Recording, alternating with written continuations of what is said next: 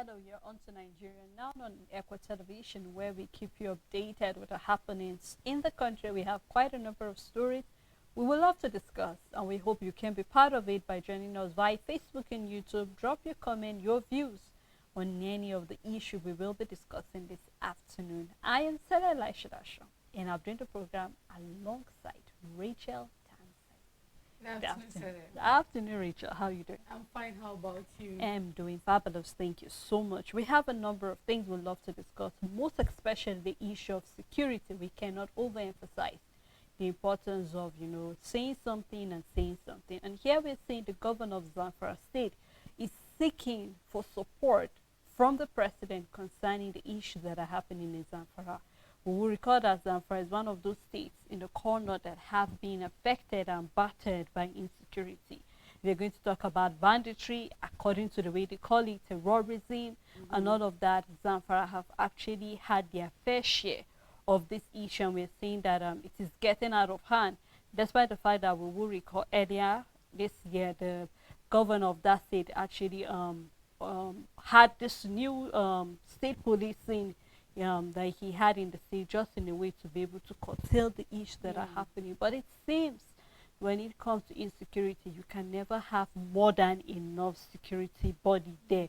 And here we're saying that the governor was in Abuja, where he had a meeting with the president, and he actually briefed newsmen the fact that the things he discussed is the issue of insecurity in Zamfara, and he needs the president to actually come to the aid of that country now, of that state rather. We will recall that he's not the first governor seeking for help. We had Governor Zulum of Borno State during the Buhari regime suggesting for foreign mercenaries. We saw the US also suggesting that they can help us when it comes to the issue of that, and then the federal government say they are looking into all of this issue, or looking into the request being brought by the US. But when we're talking about insecurity, Rachel, I think was it today or yesterday we saw in the papers, today precisely, the number of farmers that have been affected.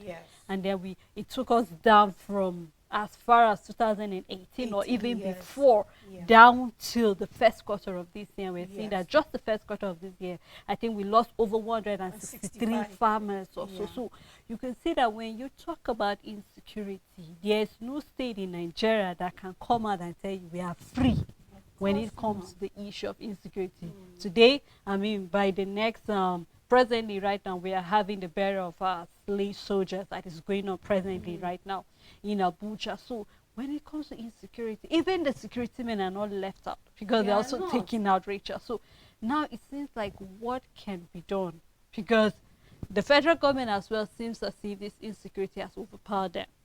That is what it looks like. And here we're also seeing where an ex-minister is saying we shouldn't waste so much of resources. We should start deploying non-kinetic way of actually handling this. And I remember you and I, we said a bit about it earlier in the morning, on the fact that, I mean, when it comes to the issue of security, you cannot say there's too much of resources there. Rather, we need more resources to be put into there. But then right now, with all of this, what can we do? I think we have suggested ways. We have said the government needs to come out, all out, and do something. What more can the government do beyond what they are doing presently? Either they are doing nothing, or they have to add up to what they are doing presently. Zala, we keep talking about what the government is doing. They are definitely doing something. But it's not good enough. That is why we keep seeing insecurity at the position. We are still carrying out the same methods and the same tactics like when insurgency started in Nigeria. And that's why we will see 10 years later, school children being abducted. 10 years later, all of these things taking new form, new shapes, and the government are not ahead of these insurgents. And the simple thing is that you're doing the same thing over and over. So are you working? Yes, but you're not productive. And if you're not productive, then it means you're not working. You're either stagnant or you're retrogressing one way or another. Now, for me, when I hear the cry of the governor of Zamfara, I can't just help but cast my mind to the economic side of what insecurity is doing to us in Nigeria.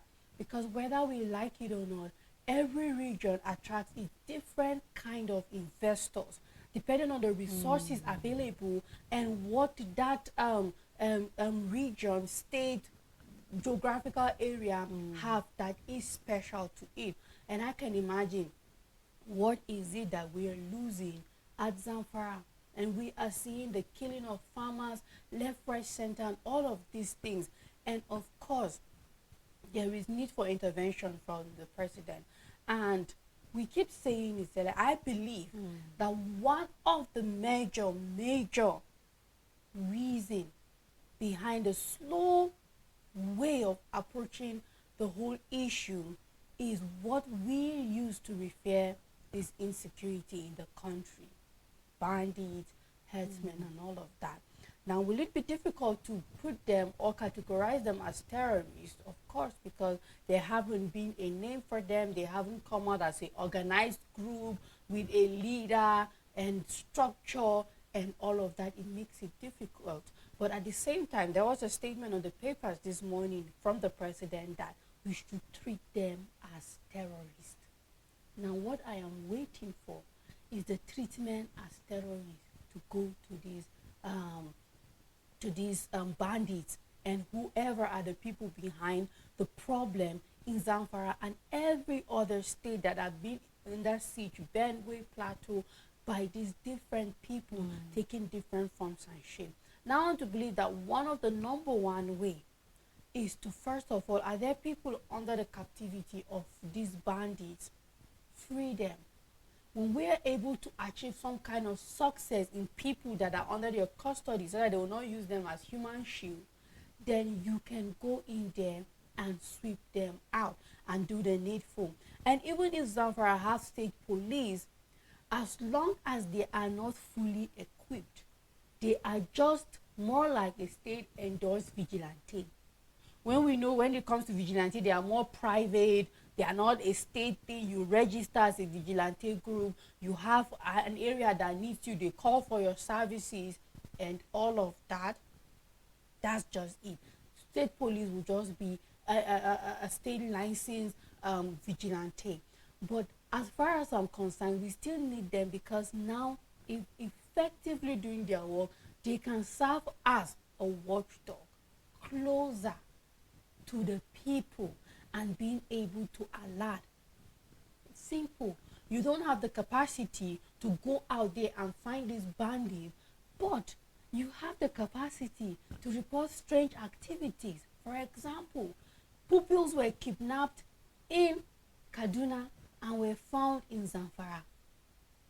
Now we need eyes to talk. There are strange movements out here. And because you are trained in the security way, you are expected to function better than a layman. I might just be in a farmer, for example, on my farm, or just a common village man in my rural area, for example, and I might see certain movements. And to me, I would just think they are strange locals from somewhere because there's no cause for alarm for me. I will go on with my business and be like, okay, as long as they are not coming here for me, I am fine. But when we have the state police out there, you should be able to be the one to say, okay, we saw this strange activity. We saw this kind of people come in. We saw them go out.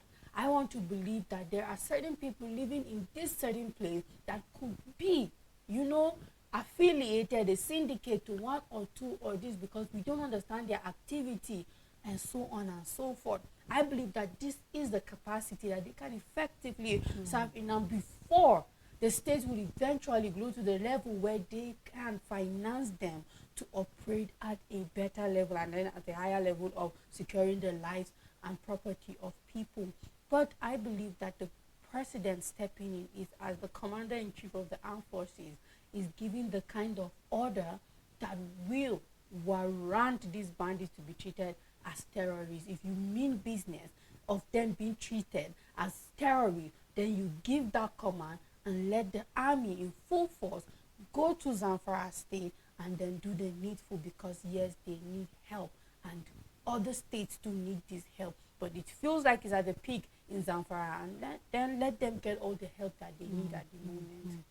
Because because we cannot see help is too much. Because I mean, I think there was it early this year or last year where we saw this year there was some kidnapping of some tertiary institution where we saw it seemed they were having a little misunderstanding with the federal government concerning the movement or how they intend to rescue. But I believe that by now everything is going as it should, and then we can see that they will put both hands from the federal level down to even you made mention of even working with the locals, talking about the vigilantes. So in case you see something, you get to see something because I mean, it's not magic that we have students disappearing from Kaduna and appearing in Zamfara. Definitely, they used the routes to get there. So we need to get to the root cause of this. Is really we want to be able to eradicate the issue of insecurity.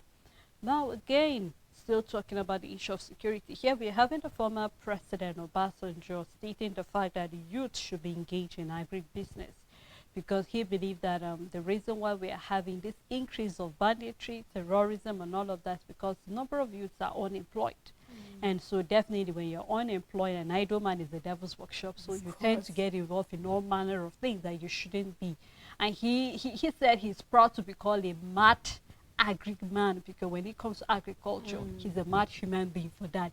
He gets very crazy. He wants to really get into it. And he believes that agriculture is something that should be given so much focus that right now most youth are just interested in the entertainment industry, and he believes that this is a sector that is not really being utilized as it should be. I remember during the Buhari regime where he said, let's all go to farm, and a number of youths were really excited. I mean, you want us to go back to farm using the hoes, how about mechanized farming and all of that?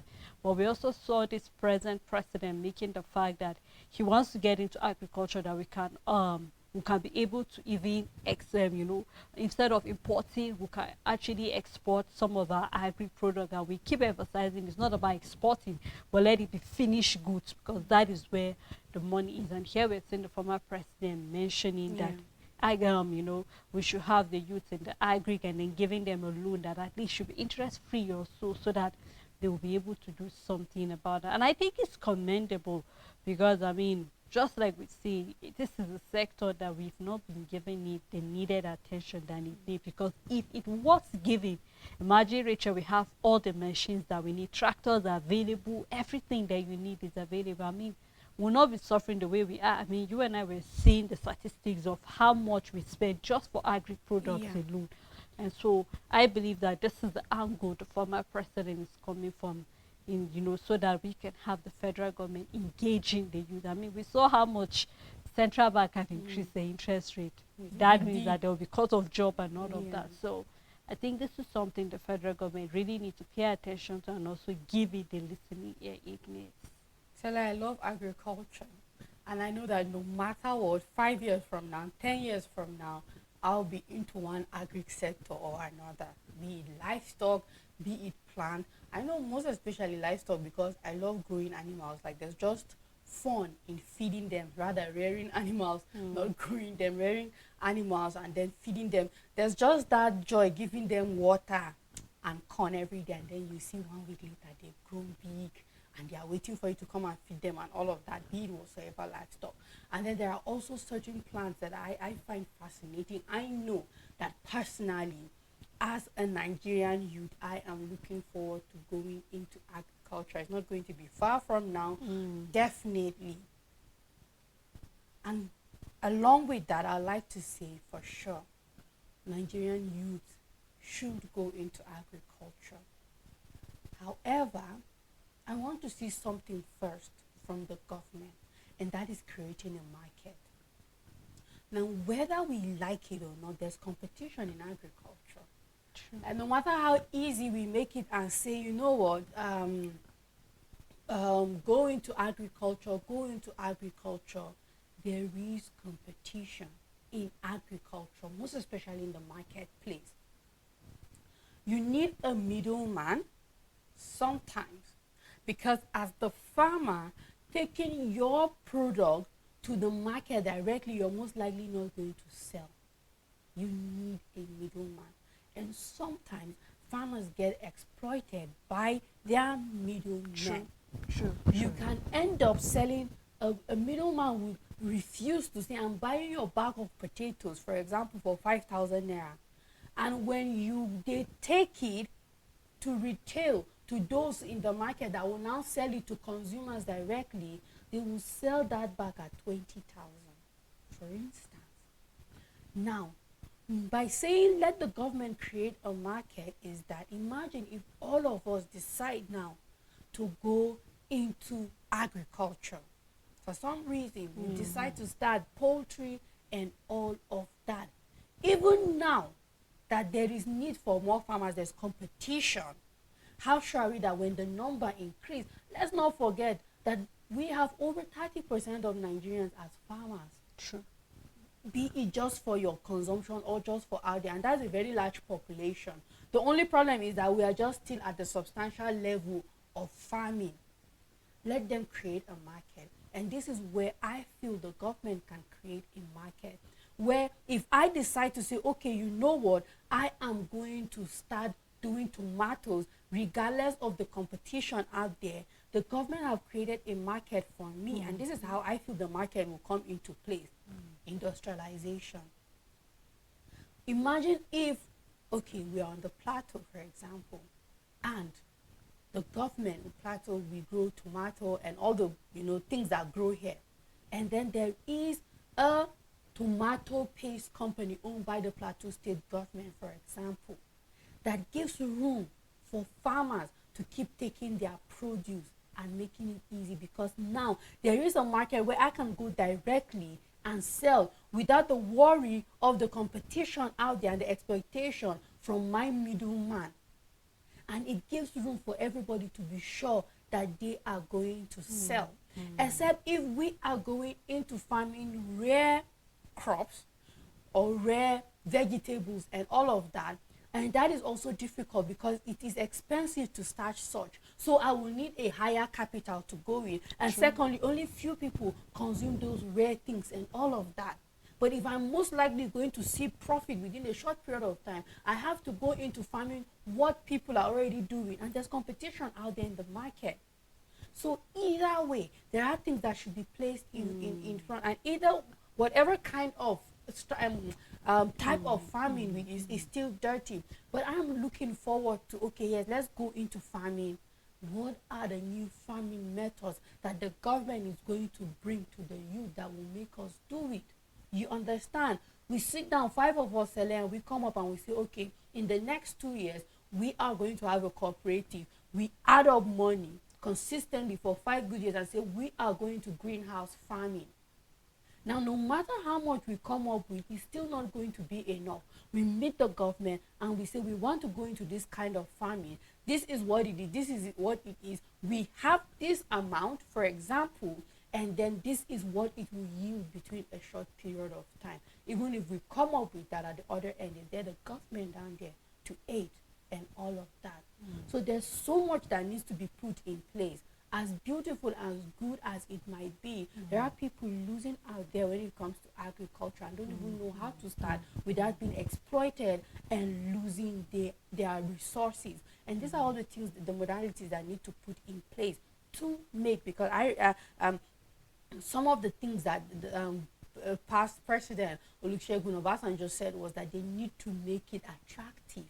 And exactly, and I believe that these are some of the things that they need to put out there to really make it attractive for the youth to be able to be part of agriculture in Nigeria. You know, Rachel, you really raised some very, very important and valid points, and I really have to say I just hope that the Minister of Agriculture, someone there, is actually taking note of all of this point, because this is something we have been lacking over the years. And you made a very important, point where you raised concern between the middleman, where we have farmers from the village before you get it there. And, you know, I couldn't help us recently during the weekend. I saw a driver that was actually trying to take eggs from Plateau. Now we know that it's no longer an argument. The best eggs in Nigeria from Plateau State because of the weather. So he was taking these eggs from Plateau State and he was going all the way to Makurdi, Rachel. Now imagine if we had a better way. Now let's forget the fact that he might possibly meet various tax forces on the way, he has to settle because he Yes. has to transport. Let's not talk about the danger involved for him taking those eggs over there and the possibilities of him not really making so much gain as he wants to. Taking now, Exactly. mind you, he had to get the eggs from the poultry farmer, and then he buying it and then selling it to the person who another consumer we have to buy from. So Yeah. now these are some of the things you're raising the fact that we don't even have a body where you can say, okay, you will take in charge of this. You made mention of, let's say now plateau is good for the tomatoes. How many tomato paste industries do we have? None. I just saw, I think recently, like someone that was trying to make it tomato, not really, he didn't make it in a paste, but he made it more like in a powder form, which would be easy. And we know Yeah. that sometimes people don't really love the taste because, you know, there's this difference between It's fresh processed. Yes. tomato. When you test it, you know, there's a difference in the stew compared to that. And definitely that is a step. It is. We've seen various people trying to process certain of these agri-produce in a way that consumers can actually have access. And I hope that the government will look into that. That is quite a lot of money when you take it into business. Yeah. I mean, I've mentioned that of Niger State. You're good in yam. Let's just have those powder coming from those sites. Shoot. Very beautiful. Imagine how much revenue various things. You just look, okay, what is this thing? Now we saw ginger farmers complaining. Now, what is the government doing to put certain measures just in case you lose here? Do you have insurance for certain of things that happen to you? That, I mean, we saw when it comes to bird flu, poultry farmers are complaining. We also saw where fish farmers are complaining tilapia fishes are dying in the pond. So there should be something coming from the government, just like you say, make it attractive so that the youth, yes, you know, you're putting in certain money, but then you'll not be so much afraid, or you'll not be Yeah. afraid the fact that I will be losing eventually. So let's just look forward to see what the government will do. I keep saying the fact that agri has been that sector that has been bailing us out when it comes to recession. We keep boasting we're an oil producing Yeah. country, but yet this oil has been failing us It over has and over. So I been hope we'll failing look us, into that. Now, finally, we're seeing that it's the Easter period, Rachel. So drivers are in a rush trying to take passengers, come back, and then we see that there is a lot of rough driving on the road. There And is. we've seen that the Federal Road Safety have taken into, you know, cognizance the fact that they need to set up a mobile court. More like, I think they say they have about 200 mobile courts just during this Easter period to be able to stop traffic offenders. We have them, Rachel, even when it's not Easter. We Yes, have we do traffic have them. offenders on the road. But then this period, we know it will be more drastic because people are trying to beat rush hour driving and all of that. And I think it's important that the FRSC really thought it wise to set up that. I mean, we saw what happened to one of the trucks that ran into a drainage. So this is Yeah. just one of many traffic offenders we have on the road. But I hope that people will actually adhere to all of this thing. And I hope that when you actually, when you have found one thing, definitely when you pay a huge amount of money, it will serve as a lesson to you next time to be careful while driving. Let's not even talk about lives that might be lost before you even pay the fine. So I'm really happy that the Federal Road Safety thought of something as wise as this. Yes, Sele, it is a good one, and then it's important that they have that for those who offended. But I always have a but, Sele, and I always not try to antagonize anybody, but I just can't help it Of course. to a large extent. Because for me, I always look at the gaps that shouldn't exist in the first place. And I always wish that we would always be 10 steps ahead. And by we, I mean the federal government of Nigeria. I am not a part of the government. They should be 10 steps ahead. And this is the federal road safety we are talking about here. And I just took my time and I said, okay, what is the FRSC for in the first place? And their vision is simple: to eradicate road traffic crashes, road traffic crashes, and to create safe motoring environment in Nigeria. This is their vision and their mission, Sele, to eradicate. And they have not eradicated any road accident so far. Now, I want to see a situation where there is no need whatsoever for this mobile court in the first place. Sele.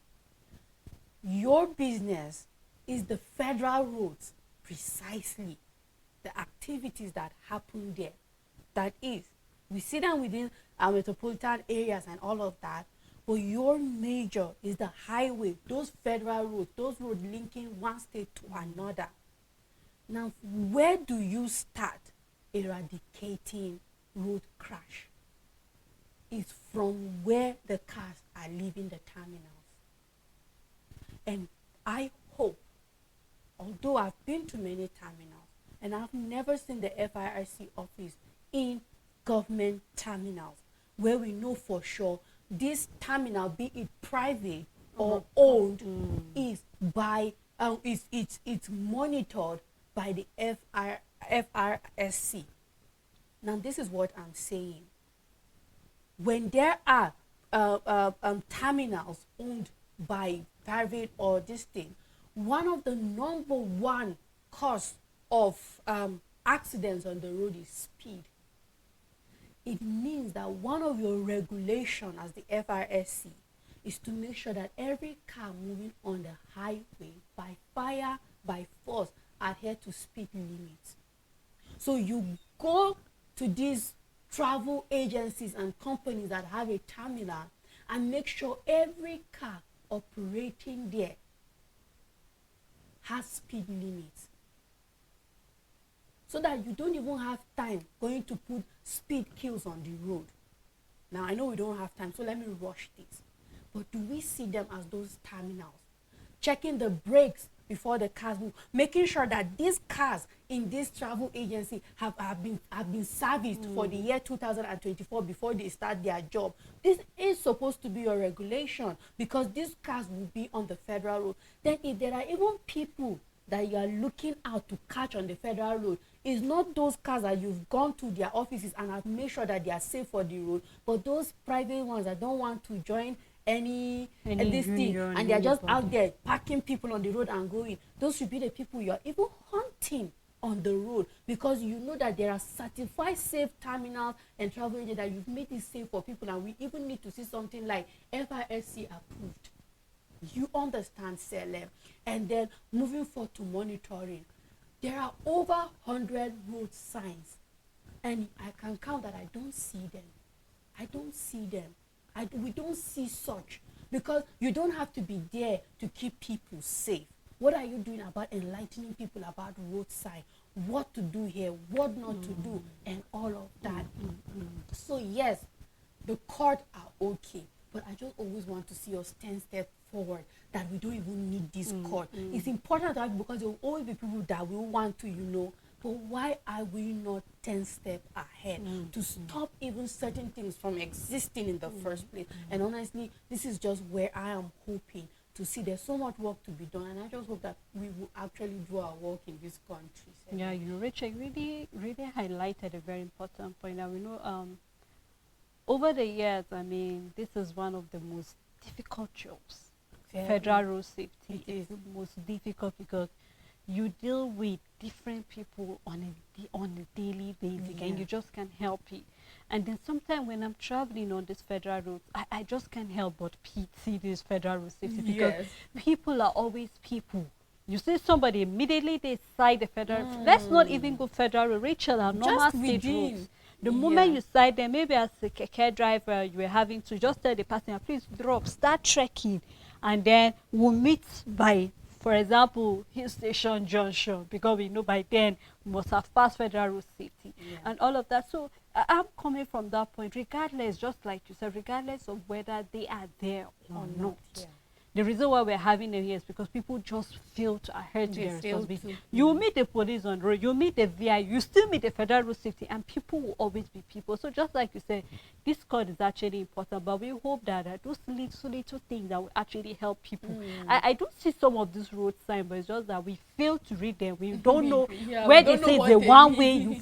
We just drive anywhere, and then you just can't help. Rachel, I think very few people actually went through driving lesson. Very few people. Somebody is either your brother, your sister, the driver, the mechanic. That was the person who taught you how to drive. And then you are on the road. You really do not know what you're supposed to do. And you mentioned those speed limit and a number of things. No wonder we have bombs on the road, just so that it will help you know that you should stop speeding and all of that. So we just hope that we'll not have people coming with, because believe me, if federal road safety really means business by setting up, and they will be setting up more, because Yeah. it just seems as if people will always be people. But we hope, just like you said, from the terminals, there are things that can be done to actually stop all of these things that we are having on the roads and all of that. Well, Rachel, thank you for doing You're this welcome. with me.